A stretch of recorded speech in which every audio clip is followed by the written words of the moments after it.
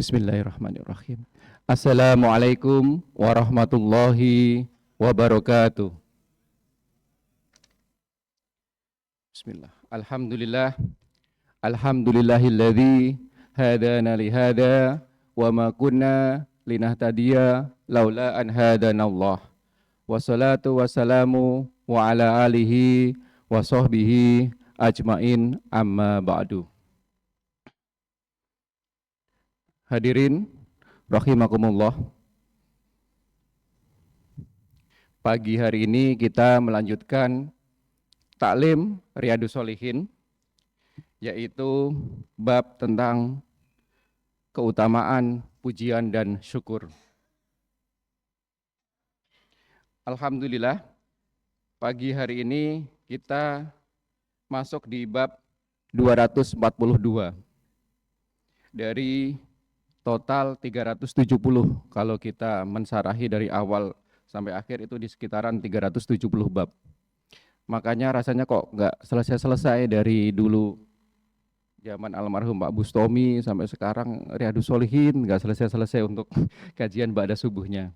Karena di tiap pertemuan kita satu bab hingga 370 itu.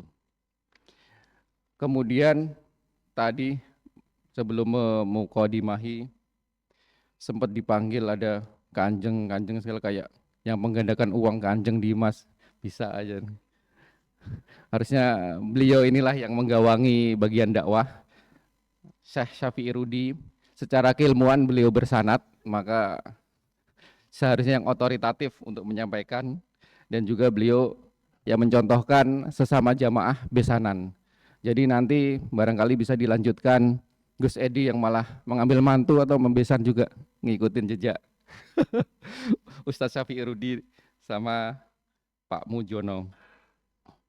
Hadirin rahimakumullah, sambil menunggu waktu syuruk, insya Allah kita akan menyelami dan mendalami kajian bab syukur sebagaimana juga dihadiskan oleh Rasulullah.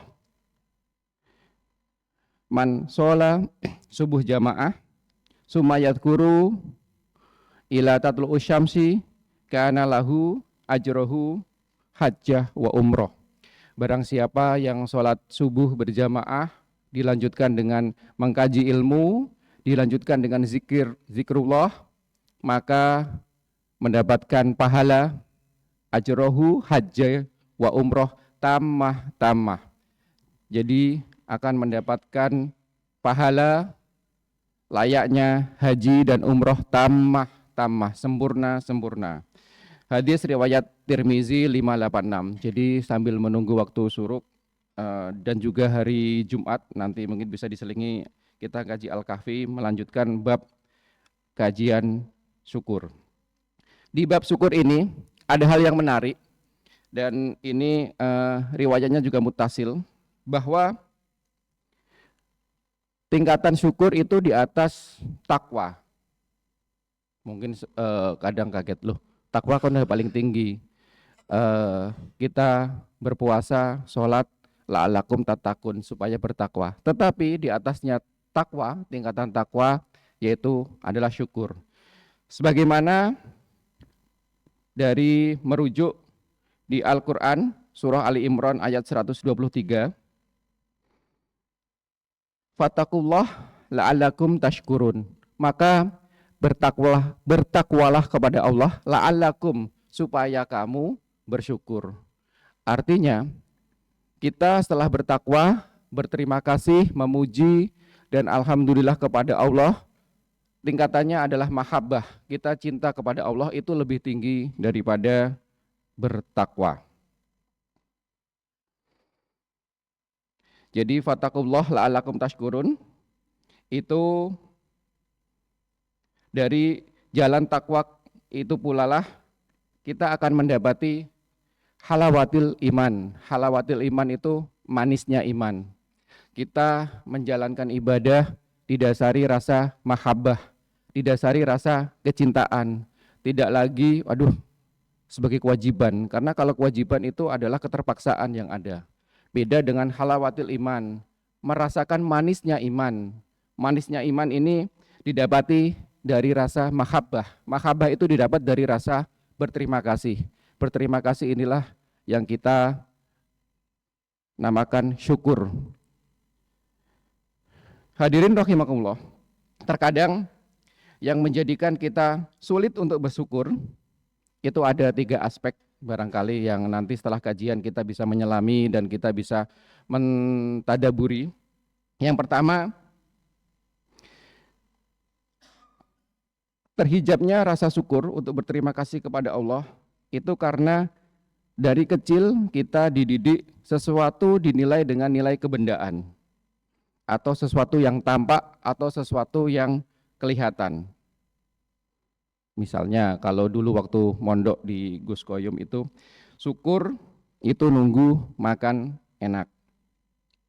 Asosiasinya makan enak, makan steak, sate, pizza.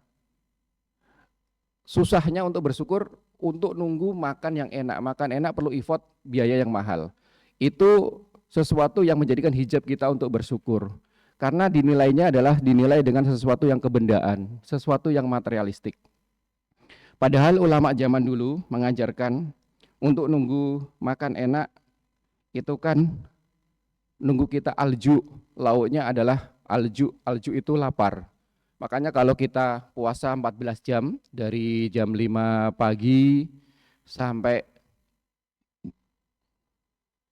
jam 6 ya, jam setengah 5 bahkan sampai jam 6, 14 jam, itu selesai itu hanya dalam 5 menit. Alju dan semuanya enak, mau itu dimakan kerupuk, mau itu makan lontong, mau itu makan tahu, itu udah enak, nggak perlu stick ya, Gus. Ketua Ramadan ini udah betul ngaku. Jadi kita terhijab untuk berterima kasih karena menilai sesuatu dengan mengkonversinya nilai-nilai yang materialistik, nilai-nilai kebendaan. Hal yang kedua yang menjadikan kita terhijab susah untuk bersyukur yaitu selayaknya, seyogyanya kita mengubah mindset atau mengubah sudut pandang kita. Misalnya kalau dulu rata-rata orang yang di pondok itu kan yang kurang beruntung, mungkin selesai pondok juga cita-citanya kemana? TKI, ininya kalau enggak TKI pabrik pekerja atau banyak yang mungkin berprofesi karyawan atau security atau semacamnya. Jadi secara keprofesian di dunia memang kadang dianggap sebelah mata. Tetapi ada mindset atau ada pola pikir yang bisa kita ubah. Contoh, misalnya seseorang yang bekerja sebagai TKI tetapi anaknya dipondokkan, anaknya disekolahkan, dia sampai banting tulang bekerja ke luar negeri, bekerja kuli, bekerja berprofesi driver online atau semacamnya. Itu bisa kita ubah mindsetnya. Ini sangat mulia di sisi Allah karena kita sebagai hamba bekerja untuk menjaga kehidupan anak. Kita mencegah supaya anak istri tidak kelaparan.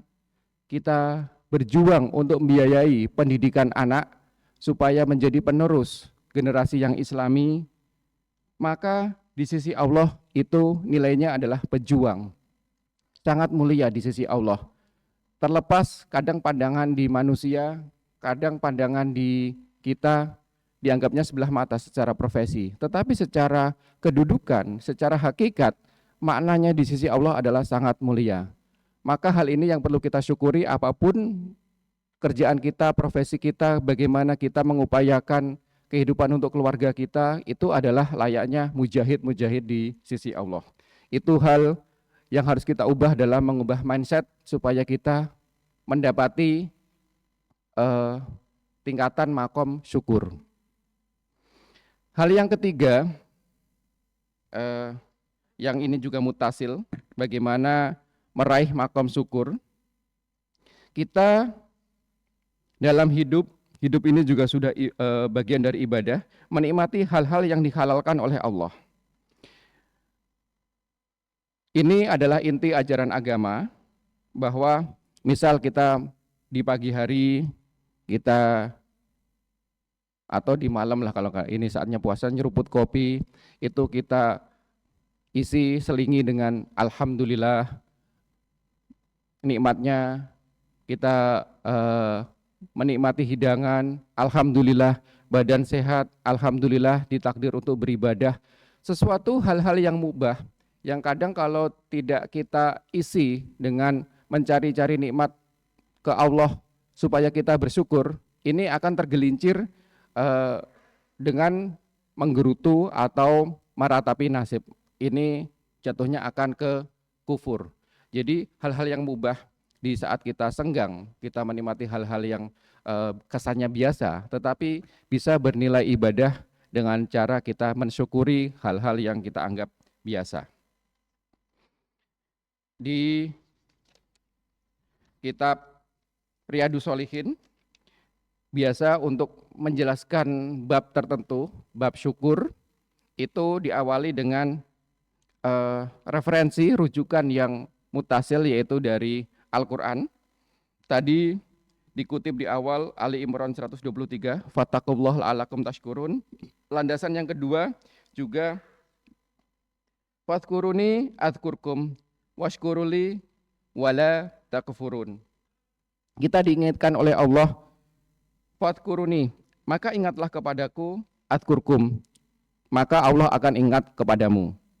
Washkuruli, maka berterima kasihlah, bersyukurlah kepadaku, kepada Allah, wala takfurun, dan janganlah engkau kufur.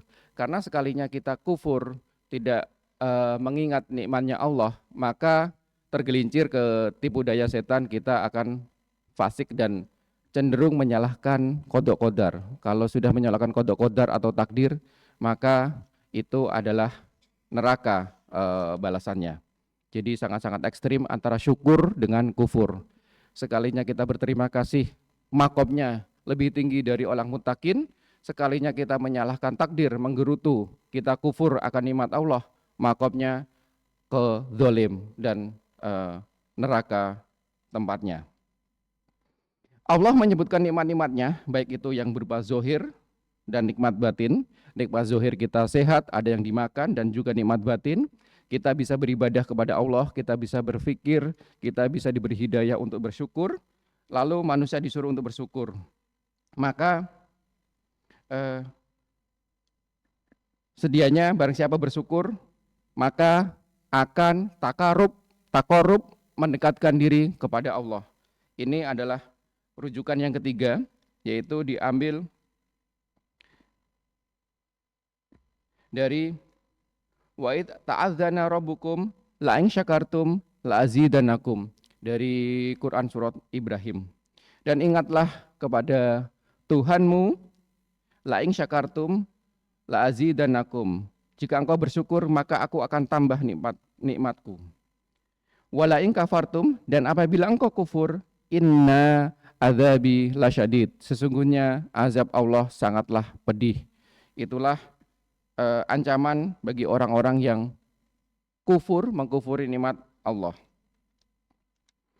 Dikutip di kitab Riyadhus Shalihin juga disebutkan rujukan bersyukur, yaitu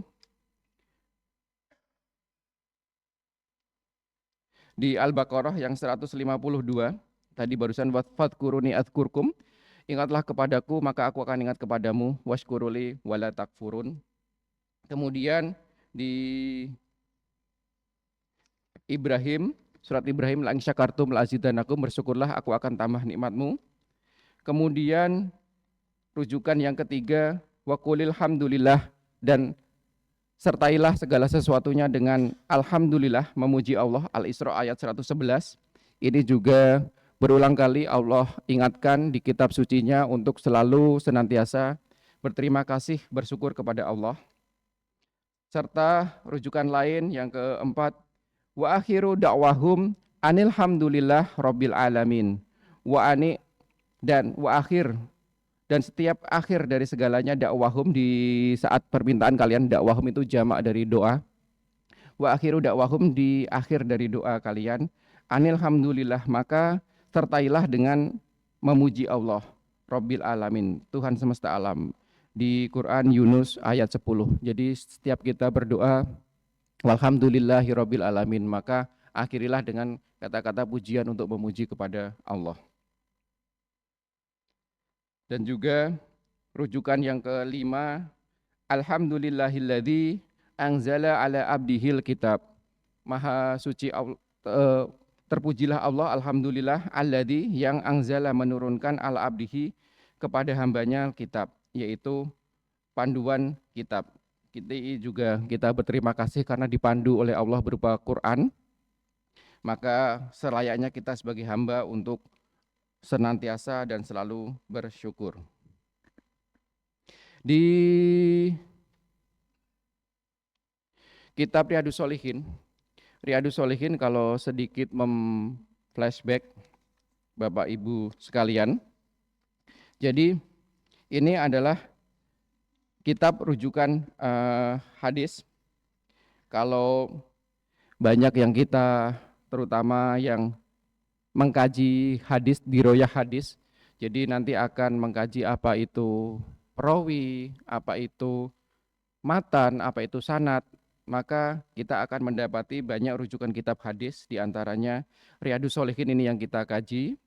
Kemudian ada Mukhtasar Minhajul Qasidin, itu juga rujukan. Serta kalau untuk yang kitab untuk tauhidnya, kita biasa ada merujuk Aqidatul Awam atau Jawharut Tauhid. Bapak Ibu yang dirahmati Allah, di sumber yang lain setelah tadi disebutkan di dalam Al-Qur'an, di hadis Rasulullah juga disebutkan, inna ahlal jannah, sesungguhnya ahlal jannah, penghuni surga, yulhamuna, diilhami, tasbihu, untuk selalu bertasbih, wa tahmidu, dan memuji Allah, kama, sebagaimana, talhamuna, nafas, sebagaimana engkau diilhamkan untuk bernafas. Jadi di hadis ini menyebutkan kita memuji Allah, kita bersyukur kepada Allah itu seperti selayaknya kita bernafas. Jadi tiap saat kita menghirup udara, tiap saat kita bernafas, seperti sebanyak itulah tabiat atau keseharian penduduk surga, selalu bertasbih dan bertahmid memuji Allah.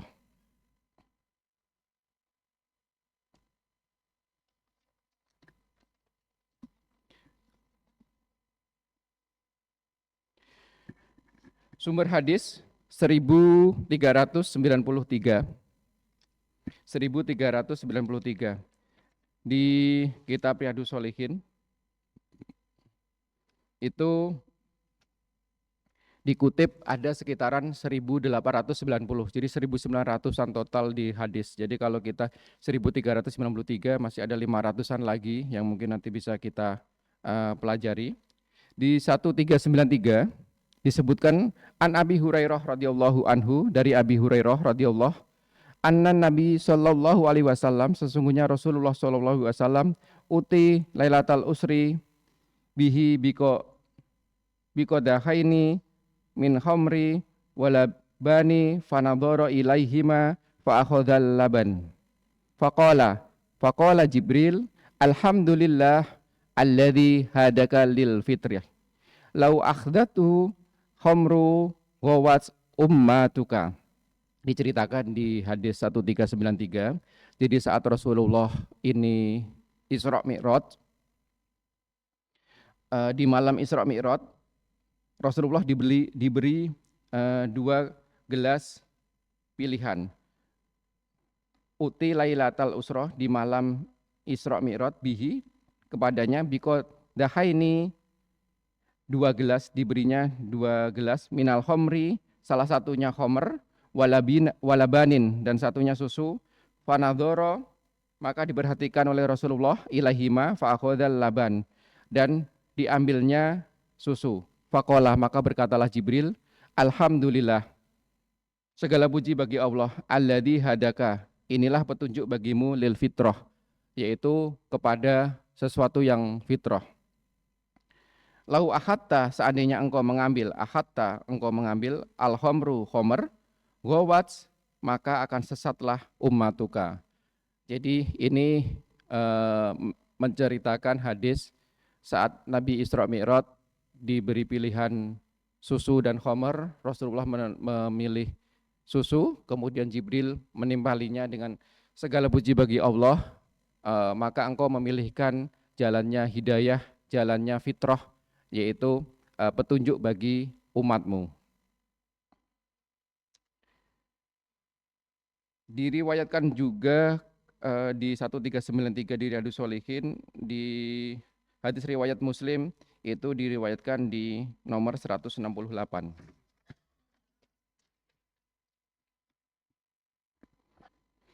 Berikutnya hadis 1394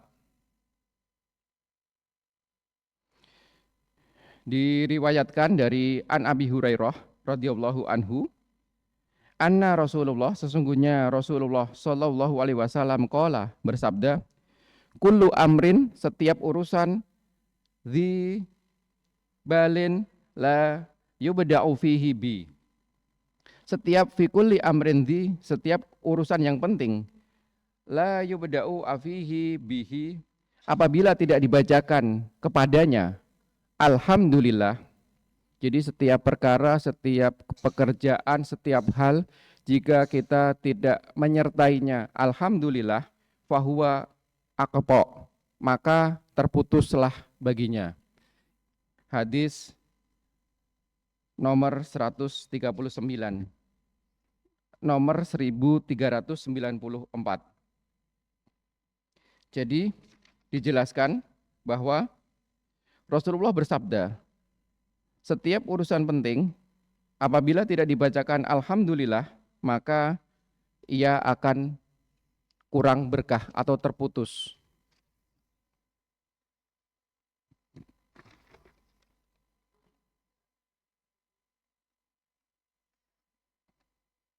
Melanjutkan hadis berikutnya 1395, jadi kurang lebih ada 5 atau 6 hadis. Ini yang ketiga. Kita juga dianjurkan untuk bersyukur meskipun sedang ditimpa musibah. Inilah yang mendasari kenapa kita innalillahi wa inna ilaihi rajiun. Kita mengembalikan segalanya, kalimat tarji. Kita mengembalikan segalanya kepada Allah, wa inna ilaihi rajiun. Di dalamnya ada kaifiat atau tuntunan untuk bersyukur meskipun sedang ditimpa musibah. Yaitu di hadis 1395. An Abi Musa Al-Asy'ari radhiyallahu anhu, dari Abi Musa Al-Asy'ari radhiyallahu anhu, semoga Allah meridhoinya, anna Rasulullah sallallahu alaihi wasallam, sesungguhnya Rasulullah sallallahu alaihi wasallam bersabda, idza mata, jika seorang hamba mati, waladun abdi, dari seorang anak, qala, bertanyalah Allahu taala, Allah Subhanahu wa taala, lil malaikati, kepada malaikat, qabattum walada abdi, Allah menanyai kepada malaikat, qabattum waladu abdi, apakah engkau yang mencabut nyawanya? Fayaquluna, maka malaikat menjawab, na'am. Fayaqulu, lantas Allah juga bertanya, qabattum samarata fuadihi, apakah engkau juga yang mengambil buah hatinya? Jadi ini kiasan, kalau misalnya yang meninggal adalah anak, maka orang tua akan sedih. Qabattum samaro fuadihi, apakah engkau juga yang mengambil buah hatinya? Fayaquluna na'am, maka malaikat juga menjawab, betul, kami. Fayaqulu, kemudian Allah juga bertanya, madza qala abdi, apa yang dikatakan hambaku? Fayaquluna, maka malaikat menjawab, hamiduka was tarji, jadi engkau hambamu memuji engkau, was tarji, dengan kalimat tarji. Kalimat tarji itu innalillahi wa inna ilaihi rajiun. Fayaqulullah ta'ala, maka Allah Subhanahu wa ta'ala berfirman, ibnu, bangunkanlah li abdi baitan, bangunkanlah untuk hambaku baitan fil jannah, yaitu rumah di surga. Wasamuhu, dengan nama Baitul Hamdi. dengan nama yaitu Baitil Hamdi, Jannah Alhamdulillah. Jadi jika meskipun kita ditimpa musibah, dilanda kesedihan, lantas kita mentarjik mengembalikan segalanya kepada Allah, tidak lupa kita juga ini segala sesuatu dari Allah, maka akan kembali kepada miliknya Allah pula tempat kembali.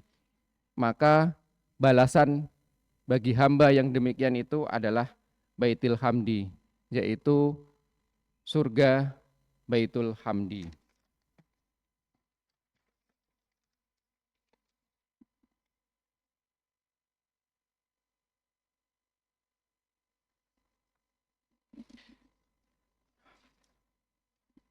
Hadirin rahimakumullah.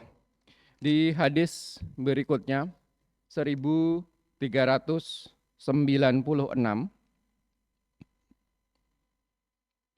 An Anas radhiyallahu anhu qala, dari Anas radhiyallahu anhu qala, Anas ini pembantunya Nabi yang selalu menyertai dan melayani Nabi. Qala Rasulullah sallallahu alaihi wasallam, bersabda Nabi Muhammad Rasulullah sallallahu alaihi wasallam, innallaha, sesungguhnya Allah, layardo, benar-benar ridho, anil abdi, kepada hamba, yakulul aklata, yaitu yakulu, apabila dia makan, aklata, makanan, fayah maduhu alaihi, lantas dia memuji kepada Allah. Apabila kita makan, maka disertai alhamdulillah. Au yashrabu, atau saat dia minum, syurbatan, atau minuman, fayahmaduhu, maka lantas menyertainya dengan hamdalah alaiha, kepadanya. Riwayat hadis riwayat Sahih Muslim. Jadi sesungguhnya Allah benar-benar ridho kepada seorang hamba apabila dia makan suatu makanan kemudian dia alhamdulillah, atau apabila dia minum suatu minuman lantas dia memuji kepada Allah, dia memuji alhamdulillah. Ini juga yang mengilhami dialog Nabi Allah Sulaiman kepada Allah. Nabi Sulaiman sebagaimana kita tahu mewarisi atau diberikan nikmat oleh Allah kerajaan yang tiada seorang pun di dunia ini bisa membandingkan atau sebanding dengan kerajaannya Sulaiman. Lantas Sulaiman juga berkata kepada Allah, bagaimana aku berterima kasih atas nikmat yang begitu banyak? Maka Allah menjawab, aku meridhoi sesuatu yang kecil dan cukuplah alhamdulillah. Segitu banyak nikmat Allah, kerajaan Allah yang diberikan kepada Sulaiman, tapi lantas hamba Nabi Allah Sulaiman menjawab dengan alhamdulillah. Artinya betapa besar dan betapa bernilainya di sisi Allah pengakuan syukur seorang hamba di sisi Allah, itulah balasan yang kita bisa berikan atau yang bisa kita lakukan ke Allah. Kesimpulan dari bab pujian dan syukur kali ini, syukur adalah makom atau kedudukan yang lebih tinggi dari takwa. Jadi apabila takwa itu adalah tujuan, maka apabila takwa itu adalah sarana, maka dengan kita bersyukur itu sebagai tujuan kita untuk mendapatkan tempat atau makom di sisi Allah. Dimulai dengan perintah untuk menjaga diri dan patuh kepada Allah. Dan Allah menegaskan di dalam Quran Ali Imran 123, bertakwalah kepada Allah supaya kamu menjadi hamba-hamba yang bersyukur. Di sini takwa diposisikan sebagai wasilah atau sarana. Kita bertakwa agar hati kita menjadi bersih dan tajam, sehingga mampu melihat nikmat Allah yang melimpah, yang kemudian melahirkan rasa syukur, rasa kecintaan, rasa mahabbah kepada Allah. Sehingga syukur adalah goyatuna, adalah tujuan dari seorang hamba. Kondisi di mana seorang hamba tidak lagi sekedar takut akan siksa, tetapi tenggelam dalam kecintaan, mahabbah, dan pengakuan kepada kebaikan Sang Kholik.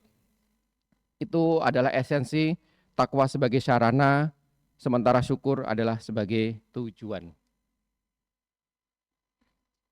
8 menit lagi, Pak. Nanti kita syuruk. Tanya jawab atau diselesaikan? Yang kedua, esensi dari bab syukur. Syukur adalah syarat kedekatan timbal balik. Setelah seorang hamba mencapai derajat syukur, maka ia akan masuk dalam lingkaran ingatan Allah yang eksklusif. Maksudnya apa? Lingkaran Allah yang eksklusif. Tadi disebutkan di Al-Baqarah 152.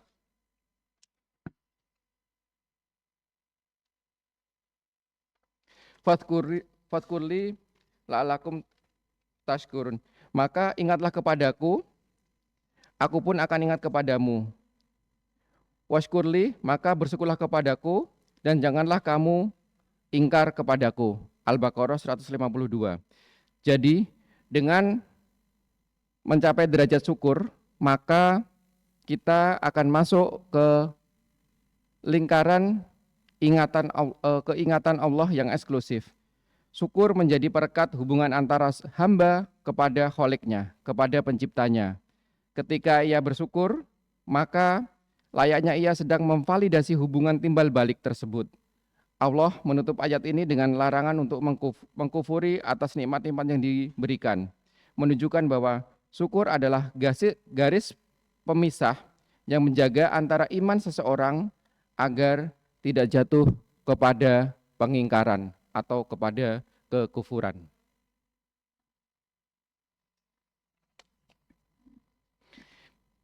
Yang ketiga, esensi dari syukur. Syukur adalah kunci penambah nikmat atau penambah rizki dari Allah. La'ang syakartum la'azidannakum. La'ing syakartum, apabila engkau bersyukur kepadaku, la'azidannakum, maka aku akan tambah nikmatku kepadamu. Apresiasi, sebagai bentuk apresiasi atas syukur hambanya, maka Allah menetapkan sebuah hukum kepastian, yaitu apabila sesungguhnya jika hamba bersyukur, maka Allah akan menambah nikmat kepada hambanya. Quran Surah Ibrahim ayat 7. Jadi, apabila takwa menjaga kita agar tetap berada di jalan yang benar, kita melaksanakan perintahnya dan menjauhi larangan, maka syukur adalah pemercepat atau akselerator yang membuat nikmat tersebut terus tumbuh dan bertumbuh. Nikmat tersebut tetap meluas serta mendalam. Tanpa syukur, nikmat akan stagnan atau terputus kalau di dalam hadis tadi disebutkan. Akan berkurang keberkahannya. Maka selayaknya kita dengan rasa syukur, maka kita akan menjaga nikmat tersebut dan juga akan menambah nikmat-nikmat yang lain. Esensi yang keempat, selain tadi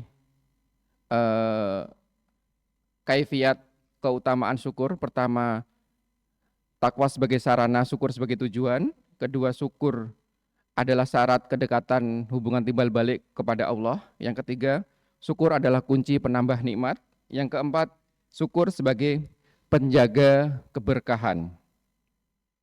Yaitu untuk memastikan syukur bukan sekedar konsep di hati, Rasulullah memberikan tuntunan praktis untuk setiap perbuatan diawali dengan kalimat tahmid. Setiap urusan penting yang tidak dimulai dengan alhamdulillah, maka urusan tersebut akan terputus, akan kehilangan keberkahannya. Hadis ini menjadi kunci pengaman bahwa amal sehebat apapun, Jika tidak didasari dengan pengakuan syukur di awal, maka akan kehilangan ruh atau akan kehilangan substansinya, maka akan kehilangan keberkahannya. Syukur menjaga agar amal tidak terputus, melainkan terus tersambung hingga ke akhirat. Kita naik melalui tangga takwa, menjalankan perintah dan menjauhi larangan, maka kita akan sampai puncak tangga, yaitu tangga syukur. Menikmati kedekatan kepada Allah, mencintai mahabbah kepada Allah, kepada Sang Khalik. Di puncak tangga itulah Allah mencurahkan ziyadahnya, tambahan nikmat, tambahan keberkahan, dan menjamin urusan hambanya untuk tidak terputus dari rahmat Allah. Wallahu muwafiq ila aqwamit thoriq. Demikian yang dapat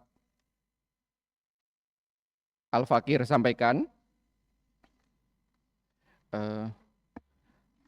Tanpa bosan-bosan, Al-Fakir mengingatkan sedianya banyak hal upaya kita untuk menjaga supaya kita tetap bersyukur. Yang pertama, kita ubah mindset kita, tidak selalu menilai sesuatu, mengkonversi dengan sesuatu yang kebendaan, sesuatu yang materialistik. Kita nilai bahwa sesuatu yang lebih utama adalah mahabbah, beribadah kepada Allah. Itu upaya kita untuk menjaga, untuk tetap syukur. Sebagaimana tadi, makanan enak tidak harus sesuatu yang mahal, tetapi justru makanan enak itu lauknya adalah lapar. Nunggu kita lapar dulu, maka menikmati segala hal itu juga akan enak. Itu cara menjaga syukur. Kedua, kita ubah sudut pandang, kita ubah mindset kita, bahwa hubungan kita kepada Allah lillah billah fillah, maka upaya itu yang selalu kita tanamkan. Jadi seperti tadi, sebagaimana apapun profesi kita, jika kita itu niatkan untuk menjaga agar anak-anak meraih pendidikannya, menjaga agar keluarga tidak kelaparan, kita menafkahi keluarga, maka itu nilainya mulia dan kita berjuang, kita di sisi Allah dinilainya sebagai pejuang. Itulah hal yang bisa kita mendasari untuk bersyukur, dan kita dianjurkan setiap menikmati hal-hal yang mubah, sesuatu yang dihalalkan oleh Allah, maka kita iringi dengan pujian kepada Allah.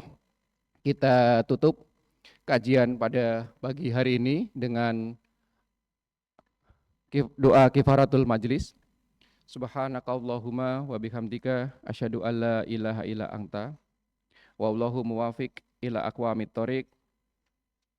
Walhamdulillah, wassalamualaikum warahmatullahi wabarakatuh.